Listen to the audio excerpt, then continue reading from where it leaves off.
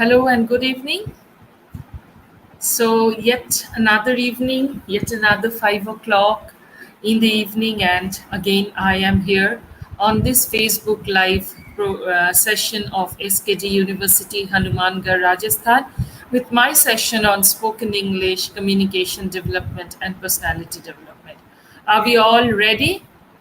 Can you please give me a vibe if I am audible and if I am visible both at the same time? Pooja, Suhavna, Simu is Gagandeep, Priyanka, and और कौन है मेरे साथ? Yes, Pooja Khardia. Okay. So Gagandeep is saying that yes, I am audible and I am visible. So how are you doing? I am very tied up today. I just finished something and I sat immediately with your session. But the best part of this session is I feel very relaxed when I speak to people like you, and I'm great. I'm great. Thank you, Gagandeep, for asking me this question. And I believe all of you are keeping well.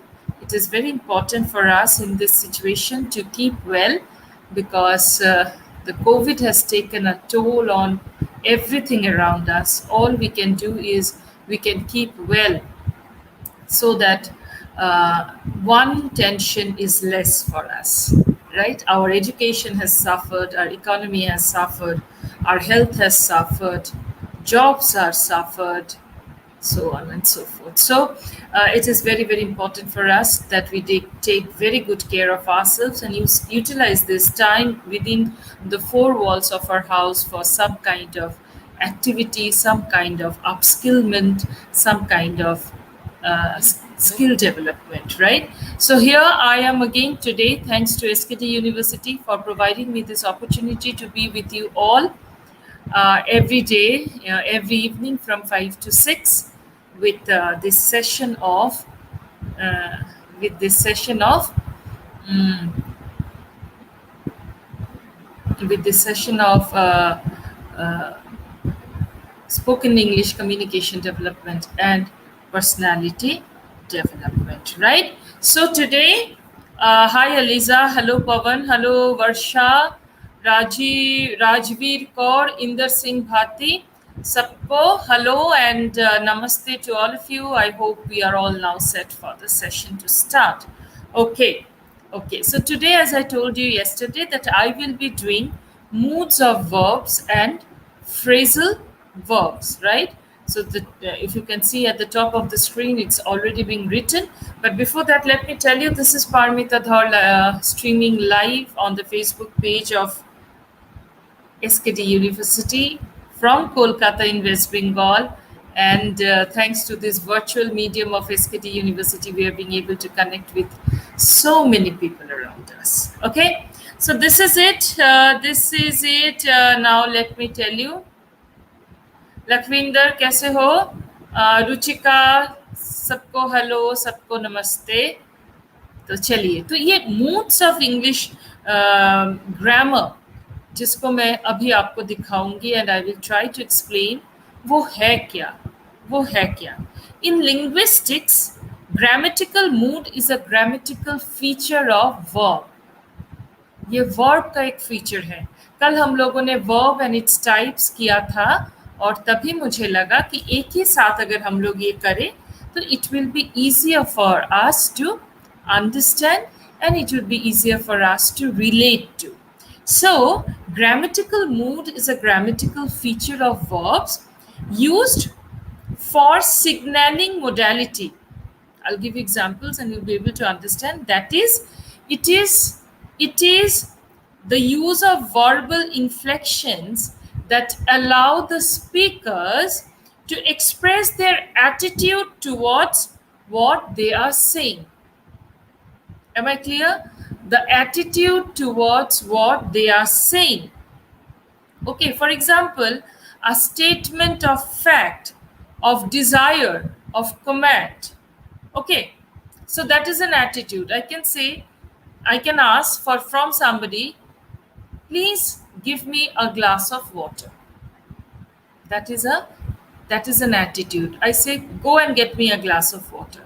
That is another attitude. I say, may I be helped with a glass of water, please? Another kind of attitude. Empathetic. Do you mind helping me with a glass of water?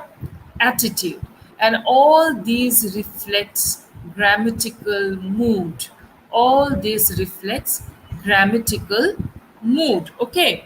The term is also used for more broadly to describe the syntactic expression of modality. Okay, that is the use of verb phrase that do not involve inflection of the verb itself. Okay, so mood is something perhaps we have not very consciously tried to understand it, but it is actually very, very important. It is actually a very, very important area of grammar, right? Because throwing the attitude makes a sentence, uh, gives a very different form to a sentence. Okay, so that is important. Mood is distinct from grammatical sense or grammatical aspect, although the same word pattern are used for expressing more than one of these meanings at the same time in many languages, including English. Now, we will see how it is being done. I think so far you have got a feel that today we are going to discuss moods of verbs and phrasal verbs. Those who have joined late, let me tell you, this is what our discussion topic is today, because yesterday we discussed verbs and its types, and we also discussed with a lot of examples and all. So today this would be a very important or very interesting area and relatable area to talk about. Okay, so I will be sharing my PPT.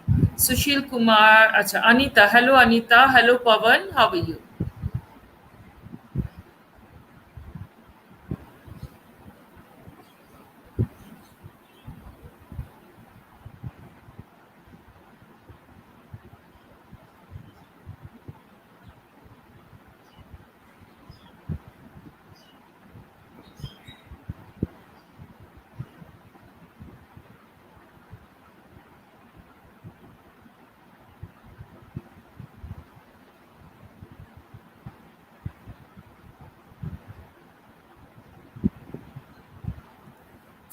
Let me check if it is visible on my Facebook.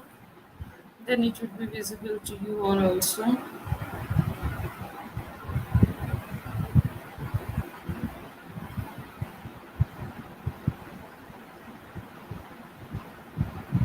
it would be visible to you all. Let us wait. Let us wait for a while. I think it would be made visible. Yeah, there it is. There it is. Right? So, what is mood in grammar? Right? This is what we are trying to understand. In grammar, In grammar, mood is used to refer to a verb, category, or form which indicate whether the verb expresses a fact, that is the indicative mood, a command, that is the imperative mood, a question, that is the interrogative mood, a condition, that is the conditional mood, or a wish or possibility, the subjunctive mood.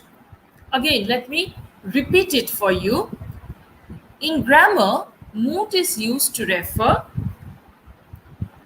to a verb, category, or form of verb which indicates whether the verb expresses a fact, that is an indicative mood, whether it is trying to show something, indicate something, कुछ समझाने की कोशिश कर रहा है, कुछ fact बोल रहा है, कमांड मोड, कुछ कमांड दे रहा है, कुछ निर्देश दे रहा है, which is known as the imperative mood, a question which is interrogative, question कर रहा है, interrogative mood. A condition, that is conditional mood. A wish or possibility, a wish or possibility, which is the subjunctive mood, right? So what we will do, what we will try to do is like, we will try to understand each one of this, like, like we always do with our other sessions. Okay, so let us start with the indicative mood, right? What is the indicative mood? Let me give you an example of indicative mood, like say the sky is blue. Uh, that is an example of an indicative mood, right?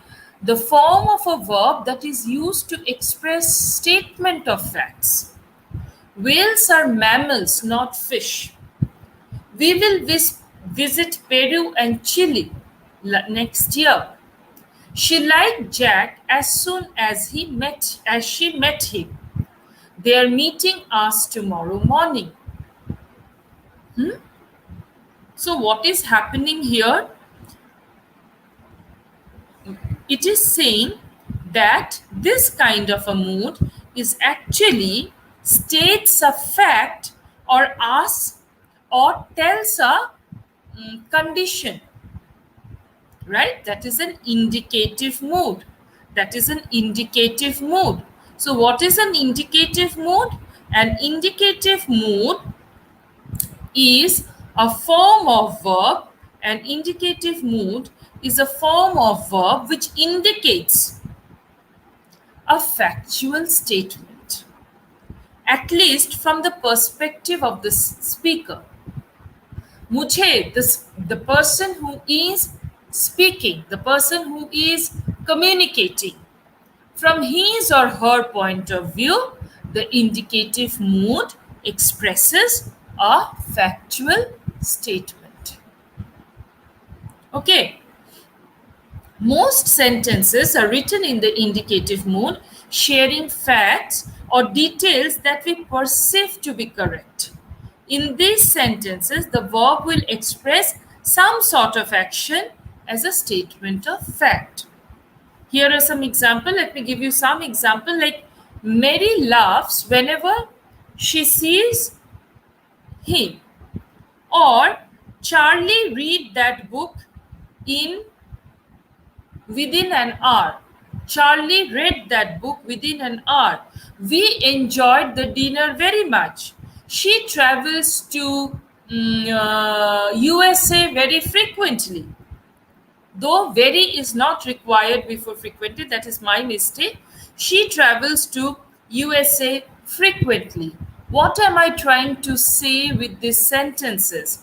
All am I trying to say with these sentences are that I am trying to indicate certain facts, facts which I consider to be correct. I means here the communicator. Okay. Then comes something which is known as the imperative mood. What do we mean by imperative mood? Is usually the command or request or instruction. The imperative is used in commands and instructions. Imperatives in the affirmative are formed with the infinitive of the verb without to, while negative imperatives are made with infinitive together with do plus not.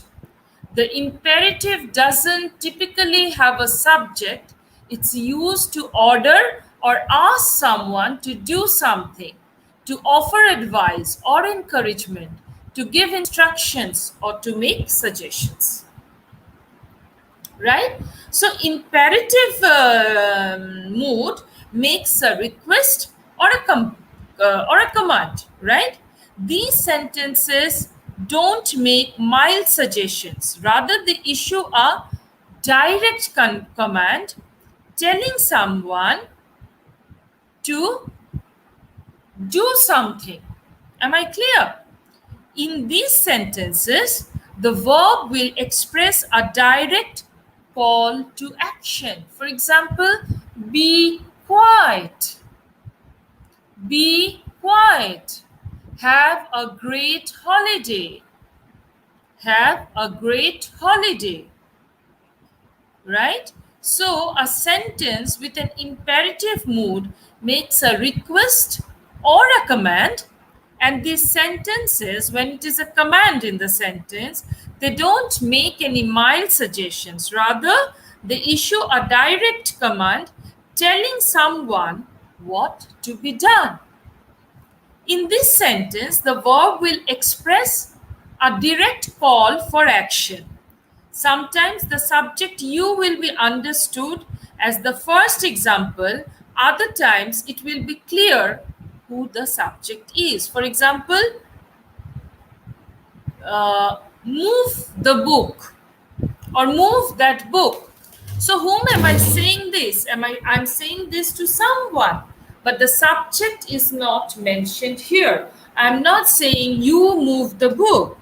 Or make sure Irene calls the store tomorrow. So make sure is the imperative mood where I am putting stress, almost like a command, right?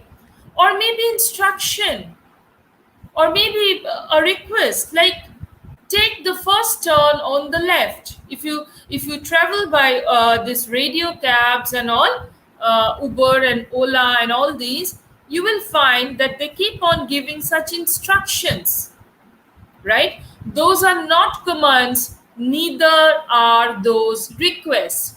What are those are instructions. So take the first turn on the left. Just keep calm and relax. A statement and an instruction. Don't forget to take your keys. Right? All these are examples. All these are examples of what? Of imperative mood. For example, when you're given an instruction is like, be steady. Be steady. Try to do better. Try to do better, right? These are all examples of imperative mood. Let's go. Let's go. Now, what is let's go? There is a kind of request. There is a kind of instruction. There is a kind of command. Depending upon how and why the sentence is being used.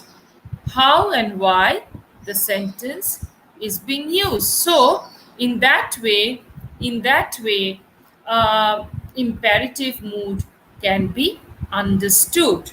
Okay, am I clear with the imperative mood, my dear students? I'll just stop sharing for once.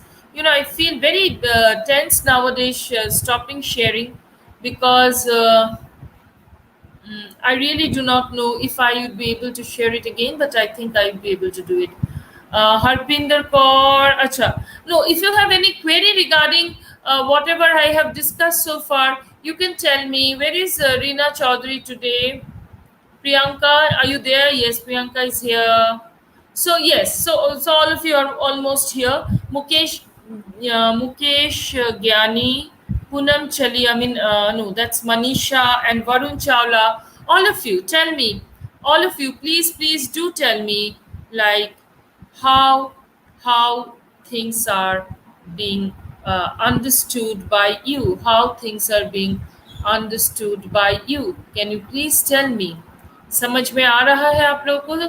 Gagandeep, समझ में आ रहा है बेटा?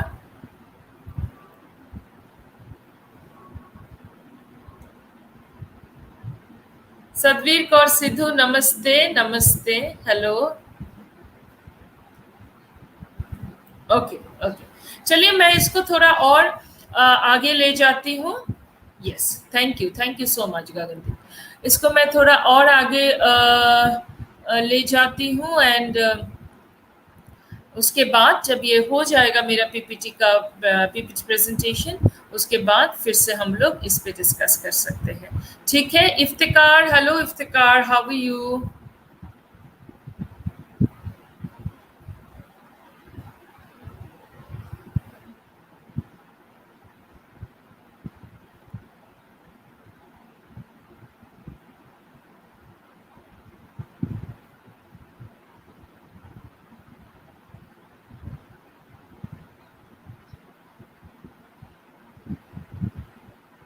I'm just waiting for this to be shared, and then I will go on to the next mood, that is the interrogative mood.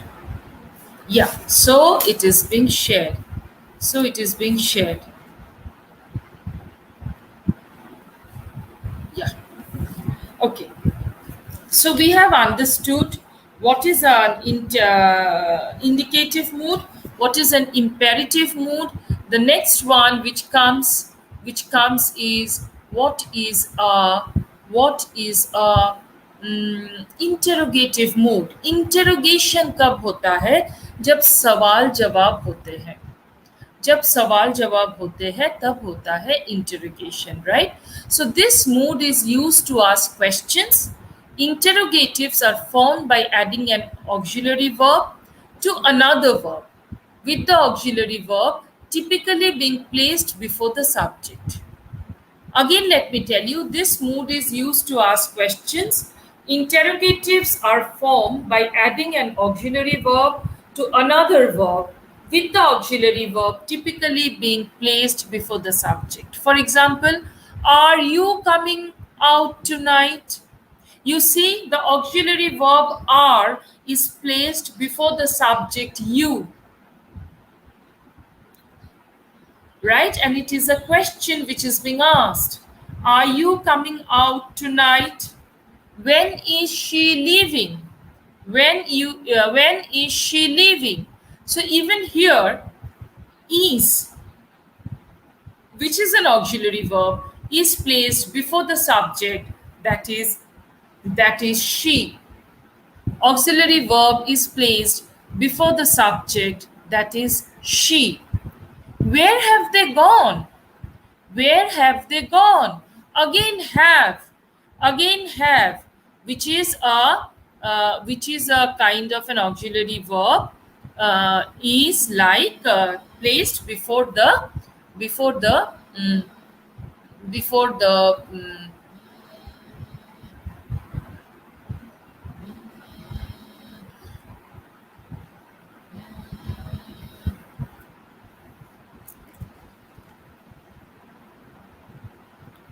which is being placed just before the uh,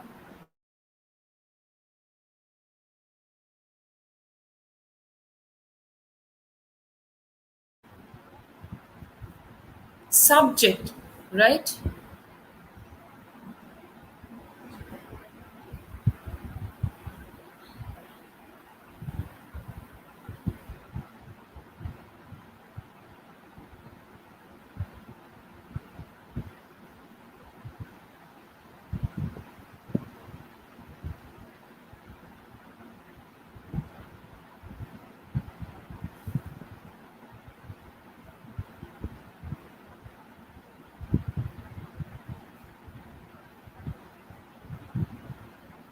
Okay.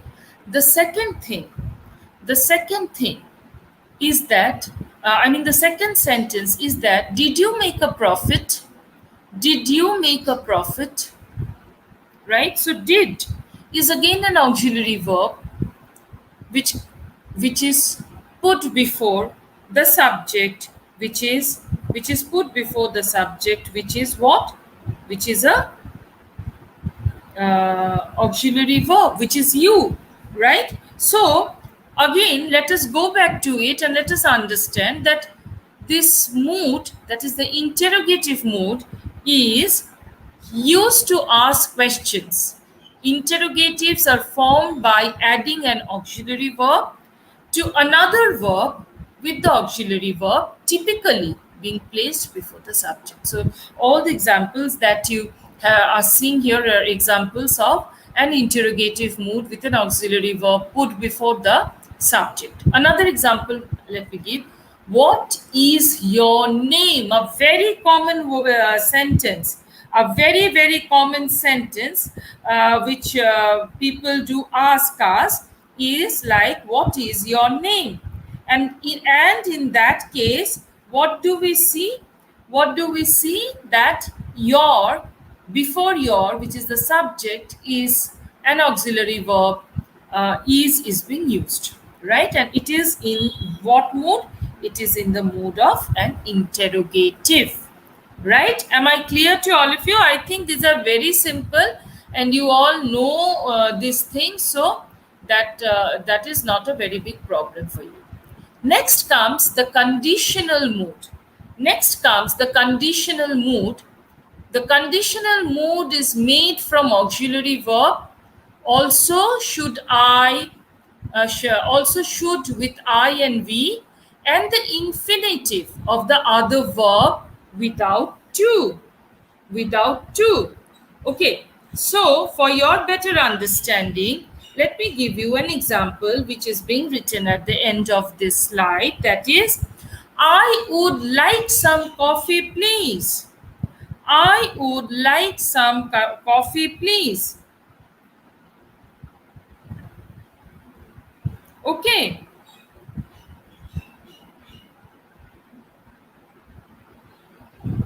So here, what do we see? Here, what do we see? If we go back to the sentence, that a conditional mood is a form of verb which is used to make a request or expression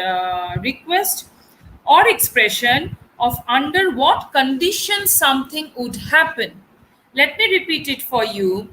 A conditional mood is the form of verb which is used to make request or expression of under what condition something would happen. It uses helping of or auxiliary verbs such as might, would, should, and could. Sometimes it is connected to a clause which is the subjunctive clause. We will actually read about the subjunctive clause after we finish this one, right? For example, we have that I would like some coffee, right? If he had arrived earlier, he would have had time for dinner. He would have had time for dinner. So, as I said, use of words and expressions like would, should, could, might are important here. We would live in Spain if we had money. Lisa might be able to solve the issue if she comes earlier. I would like a cup of coffee, please. As I told you, if I were in Tokyo, I would I would have gone for the Olympics. If Jim had come here, I could have given him the pen. So all these are examples of conditional mood. If, right? So, a conditional sentence, my dear boys and girls, for your better understanding, let me repeat you. If it is cold, I will wear the jacket. अगर ठंड होगा तो मैं jacket पहनूंगी, right? So, if it is cold, I will wear the jacket. A conditional sentence tells what would or might happen under a certain condition, right? It most often contains an adverb clause beginning with if and an independent clause, right? So, sometimes the if is at the beginning, sometimes that if is in between, right? Now, conditional clause are of four types. Number one is zero condition, like is like in present tense, and it expresses a kind of fact. For example, when babies are hungry, they cry. So what is the condition? The condition is babies are hungry, and that is why they are crying. Or another example, if plants don't get water, comma, they die. We all know plants die without water, right? So this is known as the zero conditional mood, where the zero conditional is present tense and expresses a fact. It tells about something that always happens under a certain condition, right? Under any condition, if you do not water a plant, the plant will die. If you do not, if a child feels hungry, he or she will cry. So it is a standard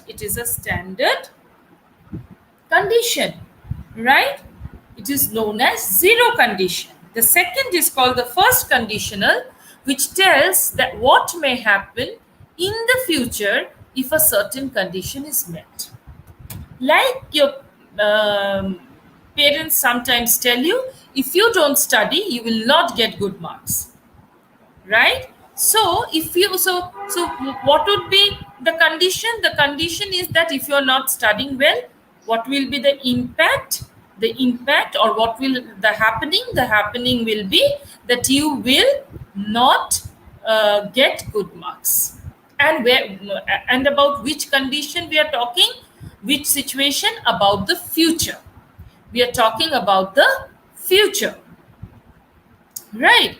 The second conditional imagines what would happen if something were true.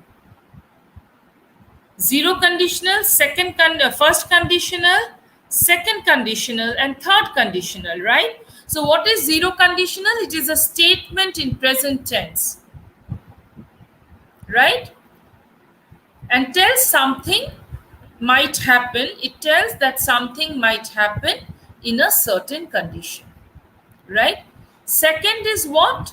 The first conditional, which says that something might happen in the future if a certain condition exists. So if you do not study, if the condition of your not studying well continues, you will not end up getting good marks. That is first conditional.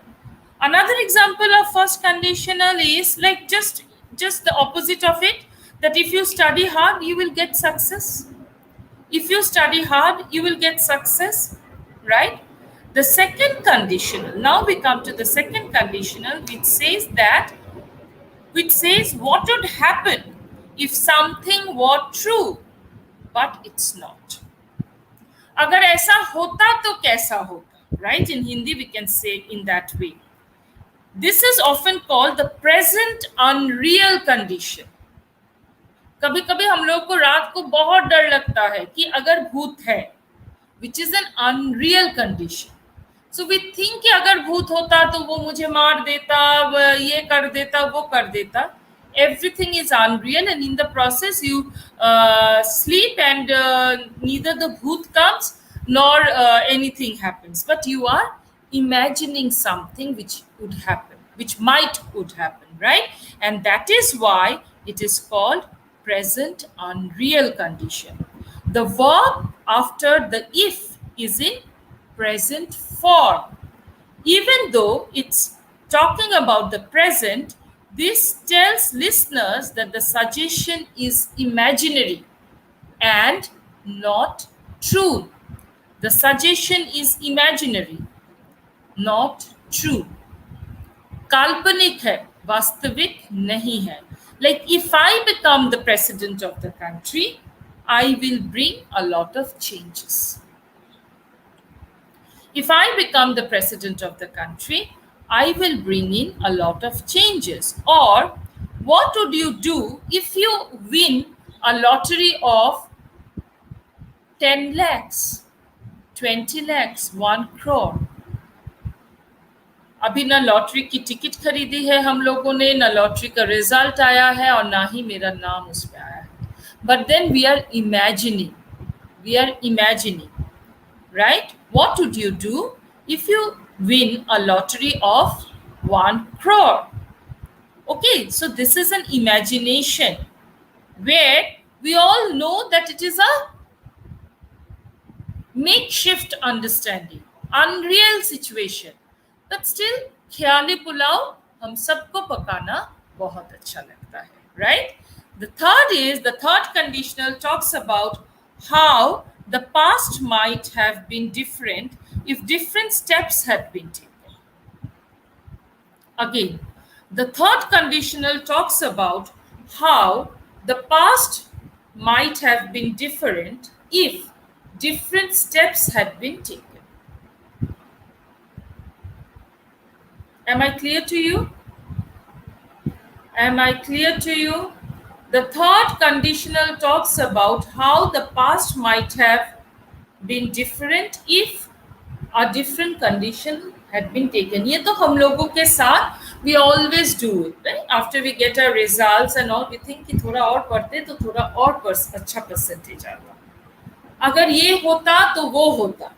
This is a very common thing with human lives. This is a very, very common thing with human lives, right? So we actually try to do that, right? The verb after the if is again uh, um, farther into the past, and in this case it's a past perfect, right? If you had studied, you would have got better marks. If you would have studied, you would have got better marks. If she had gotten sick, she might have won the singing contest. If she hadn't gotten sick, she might have won the singing contest, right? कुछ दिन पहले Indian idol का contest आया था, आप लोगों ने देखा होगा या नहीं देखा होगा, मैंने नहीं देखा, बस न्यूज़ पढ़ लिया थोड़ा सा. तो that is it. If I had a car, I would have gone out for a drive, right? Or I would have listened to you if you had practiced what you have preached.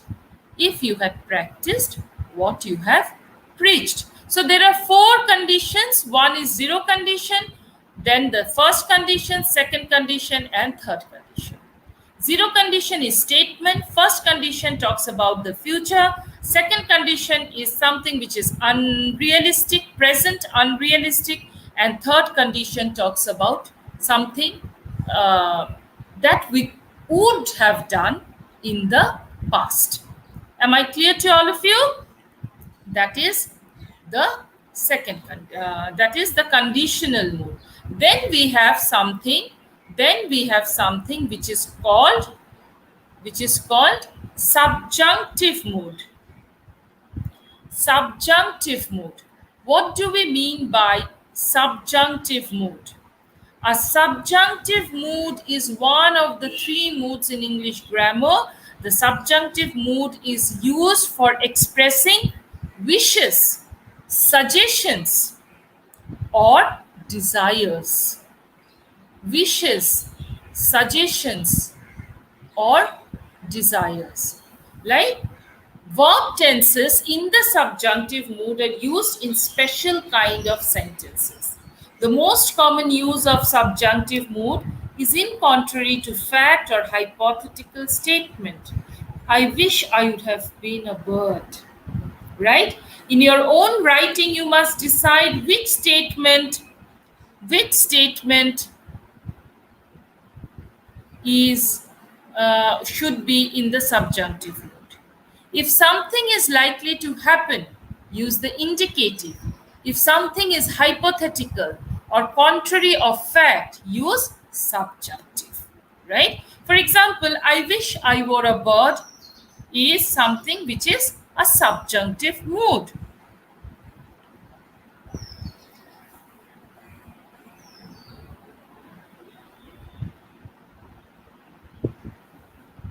Like examples, if I were king, you would be queen. In the subjunctive, were is used for all persons. If he worked, he could earn high wages, right? Past subjunctive, if I had been king, you would have been the queen. If he had, so this is a kind of what? This is a kind of wish. We call this wishful thinking, right? If I were in the program, I would sing a song. If I were in your place, I would not do it. These are all examples of subjunctive mood, right? Am I clear to all of you? Let me just stop it for a while.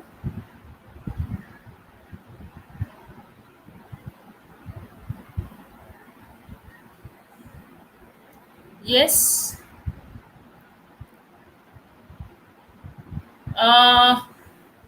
Amika,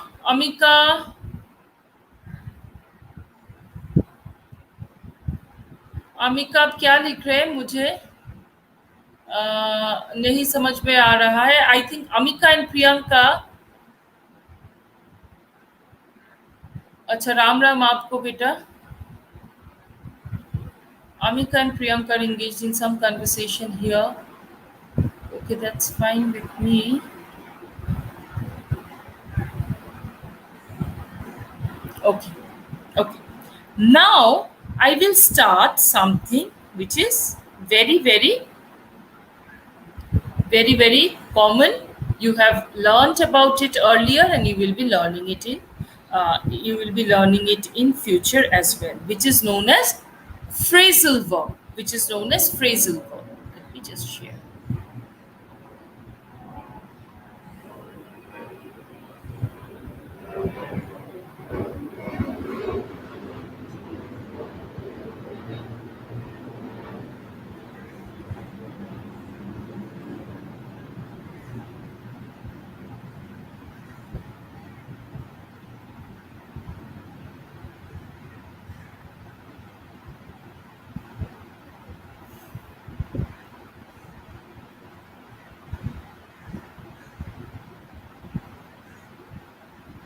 Okay. Now,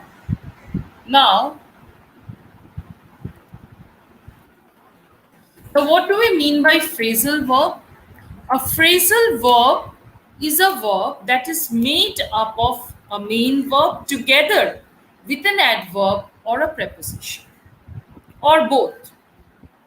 For example, see to. I will see to the animal.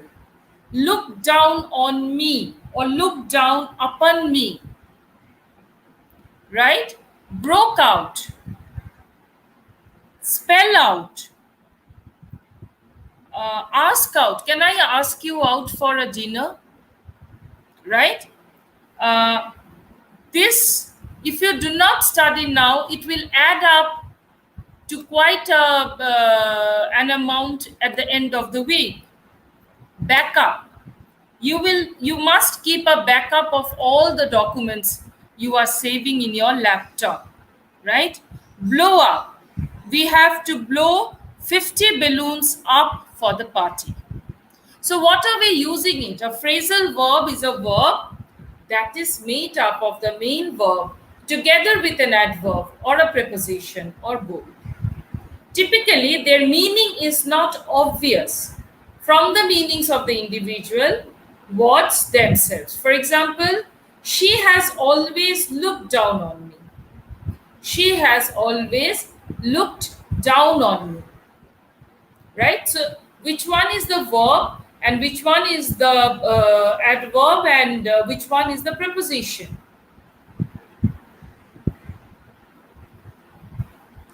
Look down. So, looked is the verb. On is the preposition. Right? Fighting broke out. Fighting broke out among a group of 40 men. Fighting broke out among a group of 40 men. There is a verb and there is a preposition. Right? For instance, in the first example, the phrasal verb to look down on someone doesn't mean that you are looking down from a higher place at someone who is below you. It means that you think that you are better than someone. Now, coming back to what is a phrasal verb, it is a combination of a verb along with an adverb or a preposition or both, but with a different meaning altogether. It is not the literal meaning.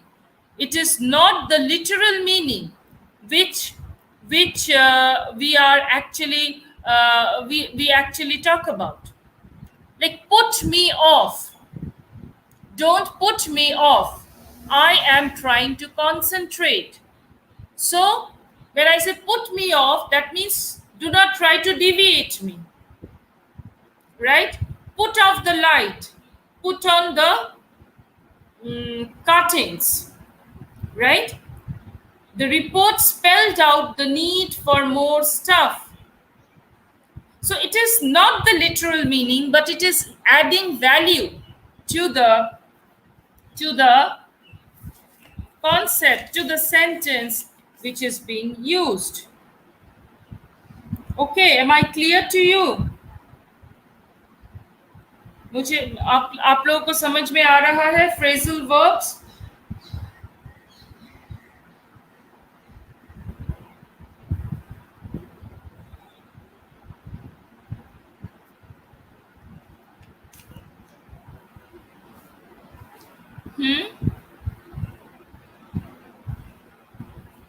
Okay, very good. Now let us go to the next slide.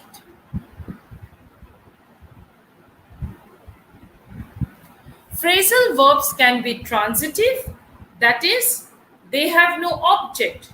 We broke up 2 years ago. We broke up. What did break up? What is being broken up? Maybe the relationship. So there is no object, physical object, which is to be broken or which has been broken, right? They set off early to miss the traffic. They set off early to miss the traffic, right? He pulled up outside the cottage. He pulled up outside the cottage. Or transitive. What is the transitive one? Where there is an object. The policemen were called to break up the fight. So in the sentence, there is an object. In the previous one, there was no object. Only the subject was given. In the second one, there is an object. When the door is opened, it sets off an alarm. When the door is opened, it sets off an alarm.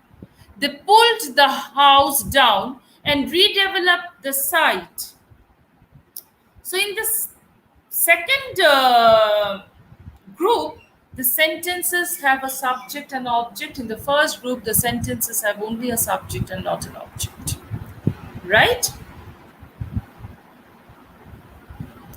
Now, word order. The verb and adverb elements which make up intransitive phrasal verb are never separated. Right? Again, like, can you put the light off? Put off the light. In this sentence, put off is sometimes, in one sentence, it is being put together. In another sentence, it is broken. Right? Can you put the light off? So I'm bringing the subject in between. The object in between. But when it is an intransitive phrasal verb, it cannot be separated. The phrasal verb cannot be separated. Right? We broke up 2 years ago.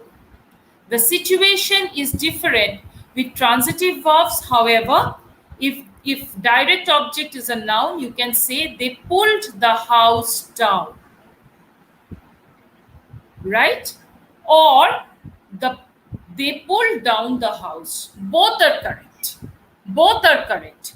So in case of a transitive, it can be, the phrasal verb can be separated or can be put together. But when it is the case of an intransitive phrasal verb, the phrasal verb cannot be separated. If the object is a pronoun such as it, him, her, them, then the object always comes between the verb and the adverb. They pulled it down. Right? So, if the object is a pronoun, that is it, then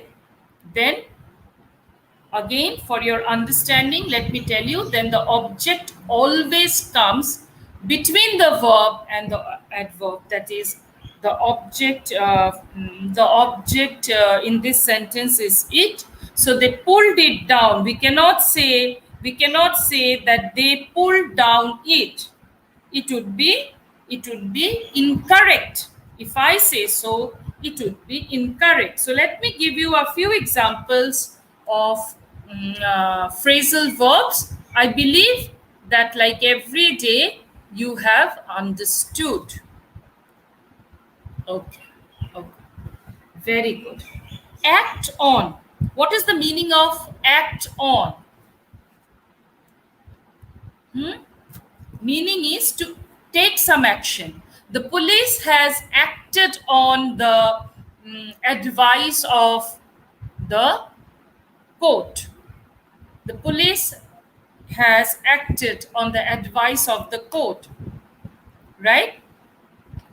Uh, Another example is ask for. Can I ask for a cup of tea? Can I please ask for a cup of tea? He asked for some warm clothes for the winter.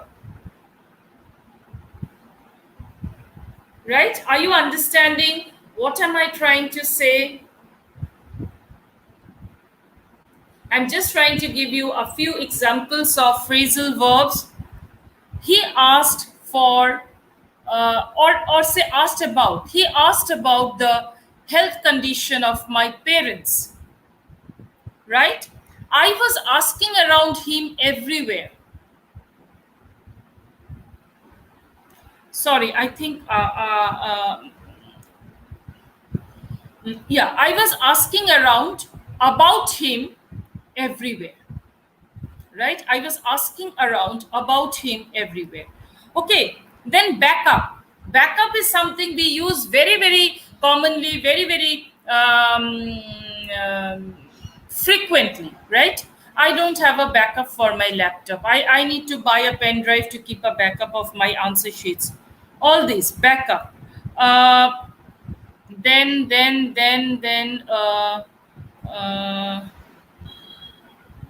you can also come up with a few things. Blow away, blow away. I was blown away by her personality. I was blown away by her personality.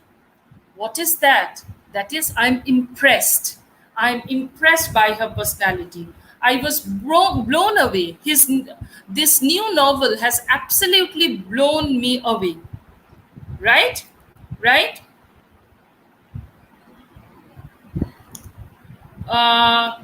Carry on.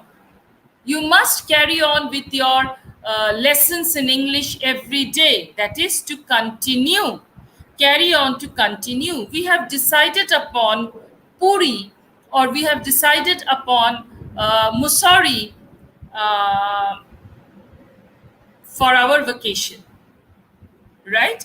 To choose or to select. To choose or to select. Right?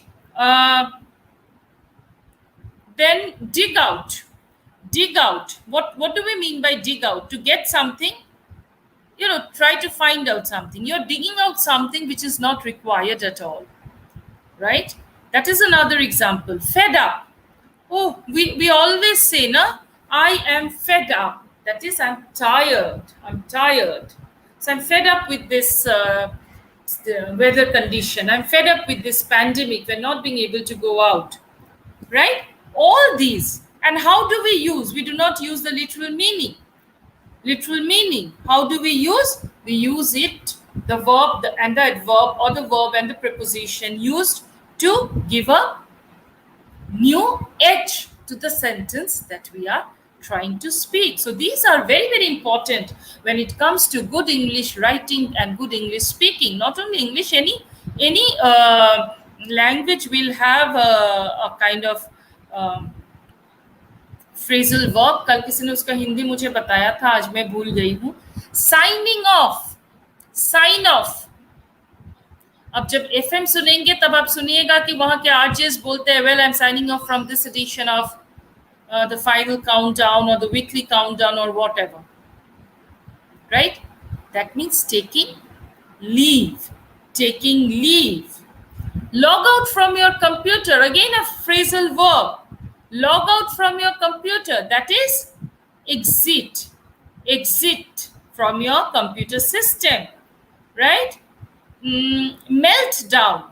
Melt down. Gold is a very tender metal, soft metal. It melts down easily. Okay. Then say pack up. Films में बोलते हैं ना, shooting के time pack up.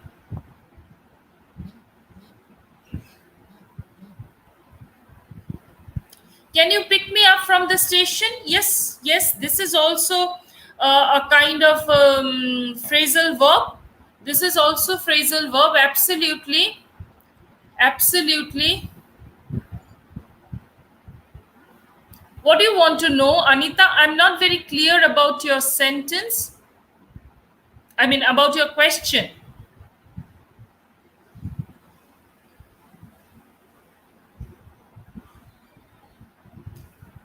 Right? It is a transitive verb. It is a transitive phrasal verb. Why? Because you see, pick up. Can you pick up me? No. Can you pick me up from the station? So what are we doing? We are separating the phrasal verb.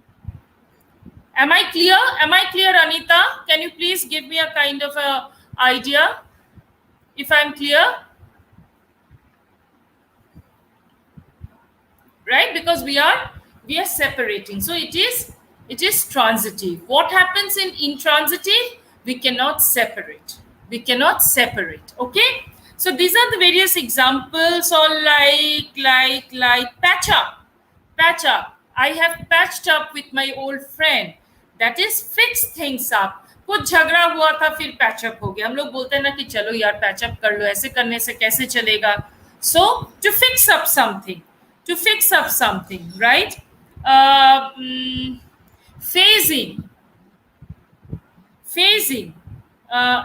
They are say let me give an example of phasing. Say the new ministry or the new government is phasing in various reforms, right? So धीरे धीरे, gradually किसी चीज को सामने लाना, that is phasing in, right? Phase in means to bring into sight. Phase out means to bring out of sight. Okay. Pile up. A lot of work has been piled up for me, right? Work is just piling up. I'm not being able to give any time. Pile up means accumulate होना, जुड़ना. काम पे काम बढ़ते जा रहे हैं. काम पे काम बढ़ते जा रहे हैं. That is piling up, right? Play along. Play along का मीनिंग क्या है? I am not very fond of this movie, but I just played along there. मतलब मुझे उतना अच्छा नहीं लग रहा है, लेकिन सारे लोग जा रहे हैं, चलो मैं भी चला गया. It's like that. So playing along means you're not very interested, you're not very excited too, but you are just being in the situation. Okay. So pop off or pop up. अच्छा चलो पहले pop up करते. Pop up means, what do we mean by pop up? Pop up toast. Toaster में toast डालिए, वो जब हो जाएगा टोस्ट, जब गरम अच्छे से हो जाएगा ब्रेड, वो थराक से ऊपर उठ के आएगा, right? That is popping up. He suddenly popped up from nowhere. अचानक से आ जाना. He suddenly popped up from nowhere, right? So all these are various examples of phrasal verbs. All these are various examples of phrasal verbs, and I have tried to give you an example of moods in verbs also. I hope this session would be useful to you. I'll be seeing you tomorrow again in this Facebook live page of SKD University, Hanumangarh, Rajasthan. I again would like to take this opportunity to thank the university people for giving us this. Oh yes, I'm so happy, Harpinder. I'm so happy at this genuinity of yours. मैं ना भूल गई थी, सच बताओ. As I was telling you, I was very tied up today, so I actually forgot. But I'm so happy that you have actually reminded me about this. So eco is gunj, eager is utsuk. Very good, very interesting words.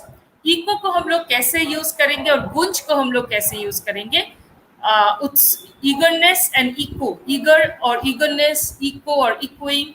I will try to help you with these two words, how you can use these two words. And the rest of you, I forgot, so it's my fault. But then tomorrow I will start with the two words, two words that you have learned, right? Thank you, Harpinder. Once again, I am really, really very happy for this. Okay, I'll see you tomorrow at 5 o'clock, my dear boys and girls. And till then, you enjoy your life and practice a little bit of English, right? Bye bye, take care. See you tomorrow at 5 o'clock.